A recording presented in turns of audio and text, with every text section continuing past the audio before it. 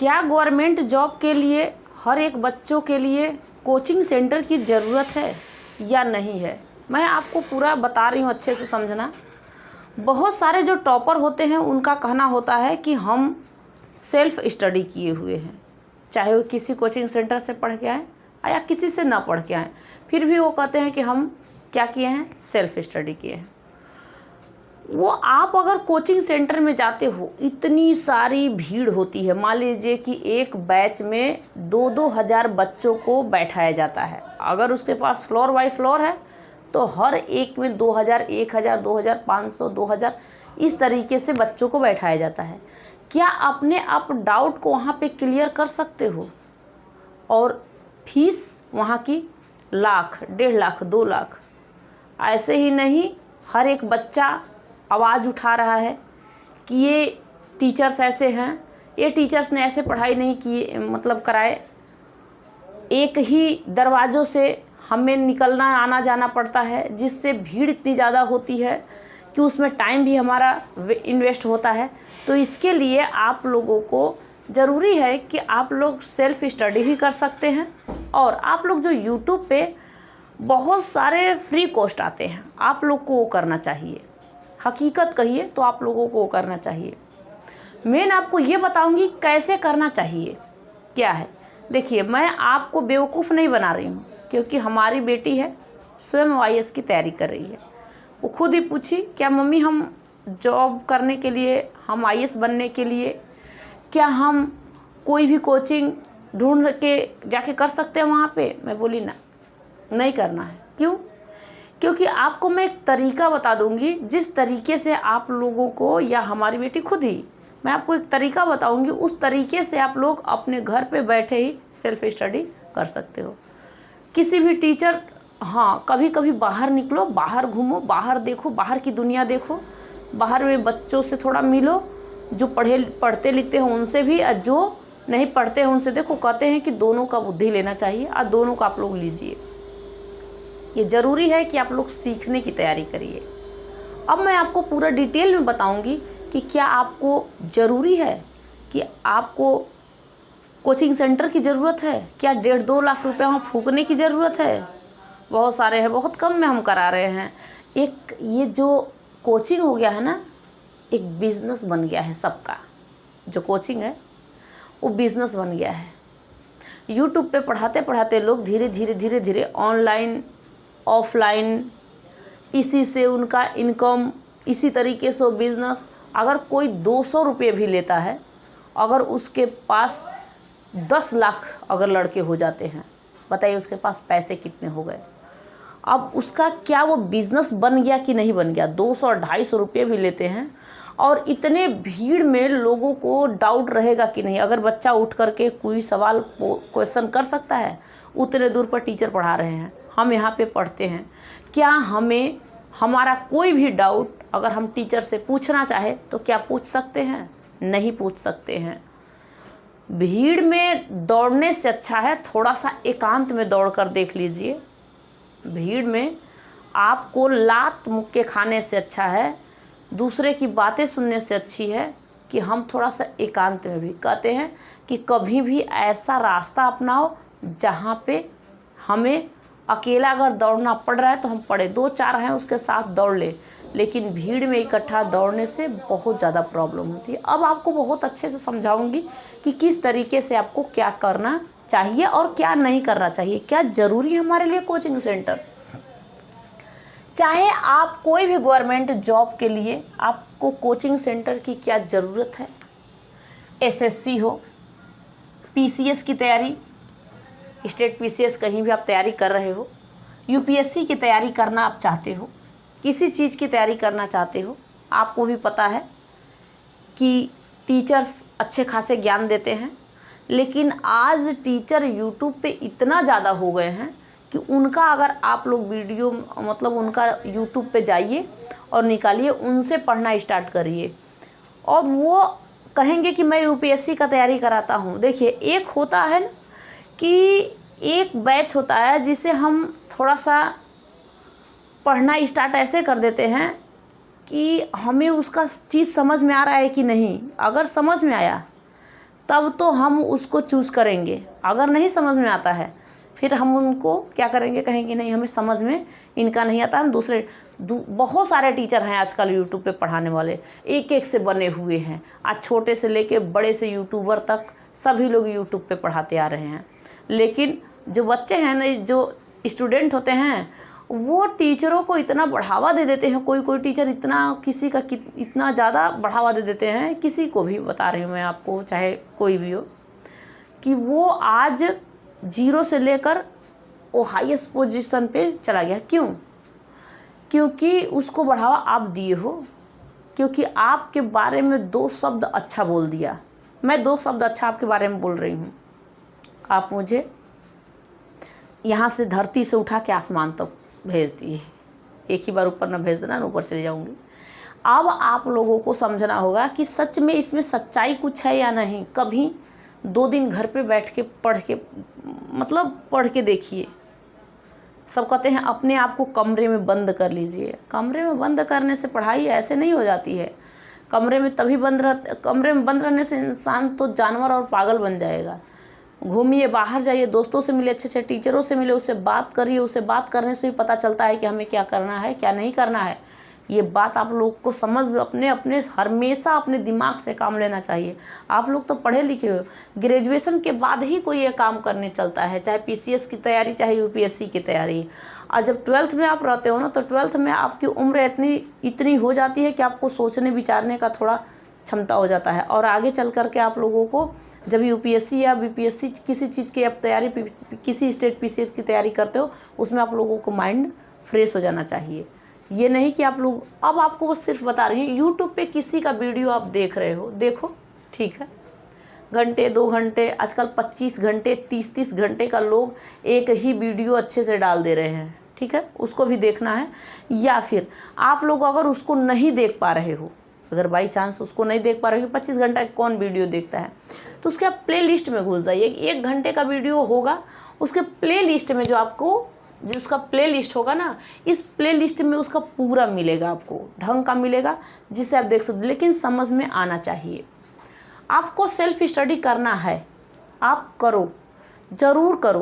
कोई भी टॉपर्स कहता है कि हमने सेल्फ स्टडी किया है, कोई भी टॉपर कहता है कि हम वीडियो देख लिए, हम पढ़ लिए, हम इस तरीके से हो गए, चाहे वो कितनी भी अटैम्प्ट निकाला हो, ऐसे करके किसी तरीके से किया हो।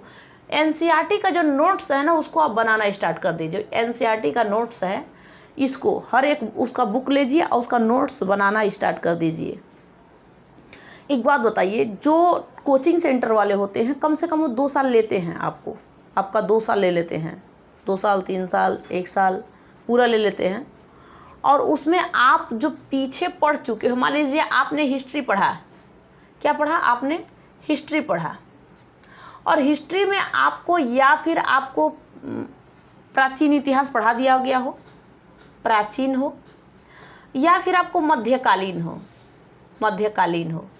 एक बात बताइए, क्या आपको 1 साल पहले जो पढ़ाया गया है, 1 साल पहले, क्या आपको याद होगा? इसके लिए आपको तो घर पे बैठ के याद करना पड़ेगा। ऐसे ही यूट्यूब पे हर एक चीज़ मिलेगा आपको, चाहे प्राचीन हो चाहे मध्यकालीन हो। मैं खुद ही ये सारे चीज़ आपको पढ़ाती हूँ, और मैं खुद ही बताऊँगी कि आप लोगों को कितना पैसा देना है और कितना नहीं देना है, कितने में आप लोगों के लिए कोर्सेज मिल सकते हैं। नहीं खरीदना है किसी का कोर्सेज, ना आपको 1 लाख रुपया बर्बाद नहीं करना है, ना आपको 2 लाख बर्बाद करना है, किसी कोचिंग सेंटर में इतना बर्बाद नहीं करना है। अब आपको सिर्फ पढ़ने का एक तरीका बता रही हूँ, कैसे आपको पढ़ना है। ये तरीका अगर आप लोग अपना लेते हो, फिर आप लोगों को कोई दिक्कत और कोई भी प्रॉब्लम नहीं होगी। करेंट अफेयर में अगर कहा जाए तो क्या आप न्यूज़पेपर पढ़ते हो, समाचार सुनते हो? नहीं। ऐसे यूट्यूबर हैं जो आपको सुबह से लेकर शाम तक, पूरा रात तक कह रही हूँ मैं, आपको करेंट अफेयर के बारे में बताएंगे। और वो जो आपको कोचिंग में पढ़ाया जाएगा, तो कहीं ये जो यूट्यूबर पढ़ा रहा है ये गलती नहीं पढ़ा रहा है, उसका आप लोग वीडियो ढंग से देखिए, और जो बता रहा है उसको आप लोग माइंड में तुरंत रखिए और लिख लीजिए। आपका करेंट अफेयर से बहुत सारे यूपीएससी हो या चाहे स्टेट पीसीएस की कोई भी तैयारी हो, उसमें आपको बहुत सारे करंट अफेयर से देंगे जिसको आपको पूरा कंप्लीट कर लेना है। करंट अफेयर ज़्यादातर पढ़ना है, 5-6 मिनट लगातार एकदम पढ़ लिए, कंप्लीट हो जाएगा। ठीक है, अब आप लोग देखिए, तैयार हुए, कोचिंग के लिए गए, रास्ते में समय बर्बाद किए, वहाँ गए, बर्बाद किए, वहाँ गए, आप 1 घंटे में सारे क्वेश्चन हल कर लोगे घर बैठे बैठे, कोई दिक्कत नहीं आपको होगा।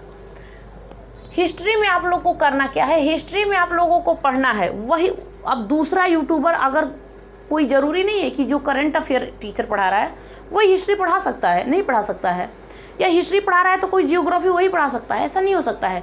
कोई एक ही सब्जेक्ट कोई पढ़ाता है, चाहे 1-2 पढ़ा लेता है, 3 भी पढ़ा लेता है, 4 भी पढ़ा लेता है, लेकिन वो सब्जेक्ट के बारे में नहीं कर सकती, कोई इतना ज्ञानी नहीं है तो नहीं पढ़ा सकता है, चाहे साइंस हो। तब आप लोगों को फिर दूसरे यूट्यूबर को मतलब ऐसे कि जो समझ में आ जाए, अब उसका समझ में मुझे आ जाए कि उसका भी 1 घंटे का हम क्लास कर ले और उसका हम रिवाइज कर ले। तो हिस्ट्री में आप लोगों को प्राचीन इतिहास, मध्यकालीन इतिहास और आपको पढ़ना हो जाएगा आधुनिक इतिहास। आधुनिक इतिहास से बहुत सारे क्वेश्चन फंसते हैं, ये आप लोगों को उसमें देख के अच्छे से स्टडी कर लेना है कि आपको आधुनिक इतिहास में क्या क्या दिया गया है। जैसे मान लीजिए कि 1600 से लेकर के हम लोग पढ़ लेते हैं अभी तक का इतिहास, 1600 ईस्वी से लेकर अभी तक का इतिहास हम पढ़ लेते हैं।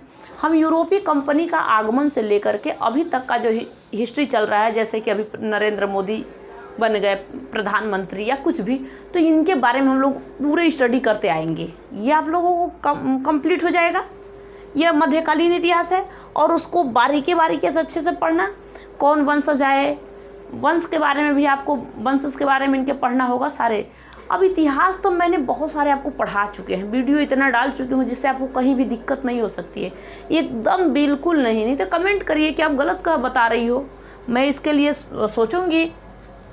पॉलिटी तो आपको पढ़ना ही पड़ेगा, क्योंकि पॉलिटी से भी आपको क्वेश्चन बहुत सारे आते हैं और पॉलिटी में आप लोगों को बहुत अच्छे से कहा जाता है कि लक्ष्मीकांत का आप लोग बुक पढ़िए। ठीक है, एनसीईआरटी का जितने भी आप लोगों को कवर करना है करिए।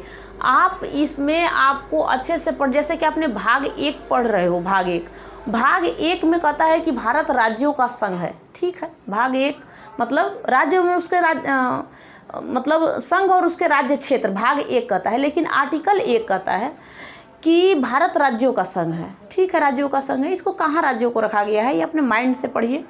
भाग 1 में और क्या, अब आर्टिकल 1 में और क्या कहता है, ये चीज़ आपको बहुत ध्यान से समझना होगा। कहता है कि आर्टिकल 1 भी कहता है कि अपने भारत को भारत और इंडिया 2 नाम दिया गया है। ऐसे ऐसे चीज़ों को आप लोग को पढ़ लेना होगा।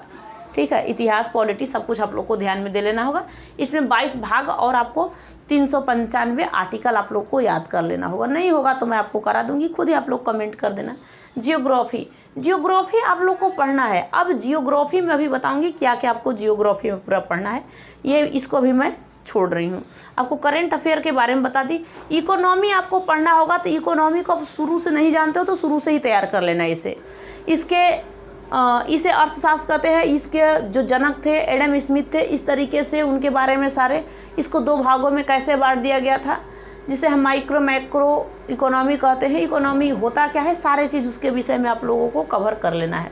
साइंस में हम लोग को 3, इसमें कि बायोलॉजी, फिजिक्स, केमिस्ट्री में तीनों के तीनों हम लोग कवर कर लेते हैं। मतलब अच्छे से इसको आप लोग किसी भी यूट्यूब पे टीचर्स के को पकड़िए, मतलब आप हाथ लगा के नहीं पकड़ोगे, लेकिन देखो उसका वीडियो और पढ़ डालो और उसका एक एक निकाल के अच्छे से पढ़ डालो। जो आप जाओगे ना 2 साल की समय बर्बाद करने, 2 लाख रुपए बर्बाद करने, ये आपका सिर्फ मोबाइल बता देगा, मोबाइल से ही। लेकिन मोबाइल पर बस उतना तक देखना जितना तक आपको मतलब कि चाहिए। 1 घंटे का आप देख लिए तो 1 घंटे उसे बैठ के अच्छा से रिवाइज कर लीजिए। 8 घंटा पढ़िए। आपको मैं नहीं कहूँगी 16 घंटा पढ़ने के लिए, 8 घंटा पढ़िए, 8 घंटा खूब घूमिए, 8 घंटा सोइए, कोई दिक्कत नहीं है। 8-8 घंटे का अपना समय बांट लीजिए, आपका हो जाएगा। ये मैं दावा से कह रही हूँ, क्योंकि 8 घंटे कम नहीं होते हैं। जो 1 घंटे भी क्लास करके अगर अच्छा खासा जान गया ना, बहुत अच्छा समझ आएगा। अब मैं आपको इंडियन जियोग्राफी के बारे में बताई थी। जियोग्राफी हम लोग 2 तरीके से पढ़ लेते हैं। एक तो हम लोग वर्ल्ड जियोग्राफी के, हम लोग वर्ल्ड के बारे में पढ़ लेते हैं। किसके बारे में? वर्ल्ड जियोग्राफी के विषय में, किस तरीके से अंतरिक्ष में क्या क्या होता है। हम लोग इंडियन जियोग्राफी के विषय में फिर पढ़ लेते हैं। अब इंडियन जियोग्राफी में हमें पढ़ना होगा कहाँ से ये पहाड़ पर्वतों के विषय में, इनके विषय में पढ़ते आएंगे, उसमें समझ लेंगे। लेकिन पहाड़ पर्वत, हिमालय पर्वत और सबके विषय में हमने पढ़ लिया, नदियों के बारे में पढ़ लिया, हर एक चीज़ वो स्टार्टिंग हम लोगों का है, स्टार्ट हमने वहाँ से कर लिया। लेकिन इंडियन हम लोग को मैप भी समझना होगा। इंडियन मैप में हम लोग को समझना होगा कि इस पे जो अक्षांश है, देशांतर जो रेखाएं हैं, इनके बारे में हमें पढ़ लेना होगा। इसके बाद जो कर्क रेखा है, एक मतलब भारत के कितने राज्यों से काटती है, इसके विषय में कौन से, मतलब इस इंडियन मैप में हम लोगों को ये समझ में आना चाहिए कि कौन सा राज्य किस जगह है। मान लीजिए कि आपके माइंड में होना चाहिए कि तमिलनाडु यहाँ है। अब कोई तमिलनाडु यहाँ तो नहीं कहेगा ना, तमिलनाडु यहाँ है, केरल यहाँ है।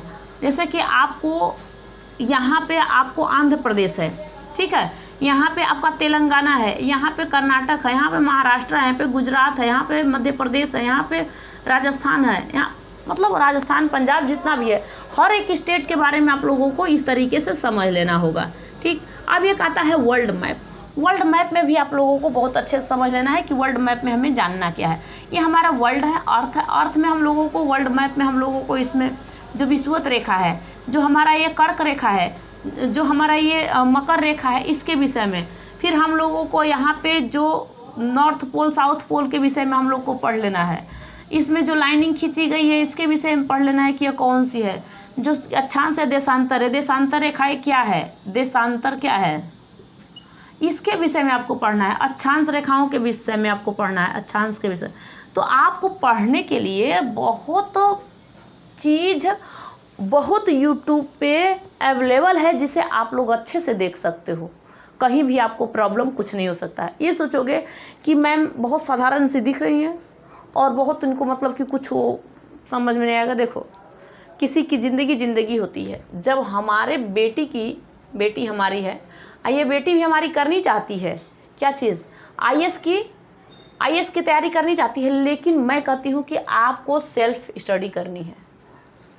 और आप कहीं से पूछ लो बेटा, मैं खुद ही आपको बताऊंगी, मैं खुद ही बताती हूँ। हिस्ट्री मैं इतने अच्छे से आपको कवर कराती हूँ कि समझो कि आपको इसमें कहीं भी दिक्कत नहीं हो सकता है। हिस्ट्री अगर क्लास कर लेते हो, कहीं दिक्कत नहीं होगा। मैं कभी नहीं कहती हूँ, फ्री सब कुछ मिल रहा है, अपलोडेड वीडियो मिल रहे हैं, इसमें क्या दिक्कत है आपको तो पढ़ने की ज़रूरत है। सिर्फ आप लोग स्टडी करिए ना, स्टडी आप लोग करिए, आपको कुछ नहीं करने की ज़रूरत है। अब आप लोग ज़्यादातर सेंटर में दौड़ लगाने की ज़रूरत नहीं है। देखिए, एक बार संदीप माहेश्वरी जो थे, संदीप माहेश्वरी के विषय में आप लोग जानते हो, उन्होंने एक बात सच में बोला था कि जो 1,00,000 2 लाख बच्चों को बैठा के या 1000 बच्चों को बैठा करके पढ़ाते हैं अपने कोचिंग सेंटर में, अब जो पढ़ाते हैं वो, अगर बच्चों का कोई डाउट रहेगा, उस डाउट को कैसे पूछेगा, क्योंकि वो बहुत लोगों के पीछे बैठा बच्चा है और टीचर बहुत आगे बैठे हुए हैं, वो बच्चा अपना डाउट क्लियर कैसे करवाएगा। लेकिन कोई ऐसा भी टीचर होता है, कहता है कि डाउट आपका क्लियर हो जाएगा, डाउट आपका रहेगा नहीं। क्योंकि अब आप बताइए, आप 1000 बच्चों के बीच में बैठे हो, तो एक जैसे हर एक बच्चा नहीं होता है। कोई कुछ बोला तो हमारी माइंड उधर साइड सेट हो जाती है जा कर के, और आगे जो पढ़ाया गया है, टीचर पढ़ा रहा है, उसे हम थोड़ा सा भूल जाते हैं। तो जब हम भूल जाएंगे तो उस डाउट को हम क्लियर कैसे करेंगे। इसीलिए संदीप माहेश्वरी ने कहा था कि ये जो स्टडी है ना, ये एक बिजनेस बन गया है। जो आज एक कोचिंग है ना, ये बिजनेस बन गया है। हर एक लोग को, जैसे मुखर्जी नगर में इतने सारे कोचिंग हैं, अब वो भी क्या है कि अब बिजनेस के टाइप में बन गया है। तो आप लोगों के लिए ऐसे आप लोग धोखाधड़ी मतलब कि आप लोग के साथ हो रहा है ना, तो आप लोग आवाज़ उठाइए कि हमें अब करना क्या है। कोचिंग वोचिंग सटा के डायरेक्ट यूट्यूब पे पहुँचे। देखिए ना, सारे टीचर अच्छे से यूट्यूब पे पढ़ाना स्टार्ट कर देंगे। जिस दिन आप लोग कोचिंग छोड़ोगे ना, उस दिन सारे टीचर आकर के इसी पे पढ़ाना स्टार्ट कर देंगे यूट्यूब पर। अब बहुत अच्छे से पढ़ाएंगे कि कोई हमारा तो वीडियो देख ले, इस तरीके से। तो देखिए, कोई बुरा ना मानना, कोई भी टीचर भी अगर देख रहा हो मेरा वीडियो तो बुरा ना माने। मैं आपको ये गलत चीज़ नहीं बता रही हूँ, लेकिन बच्चे के भविष्य के विषय में मेरा सोचने का काम है। जो मैं अपने बेटे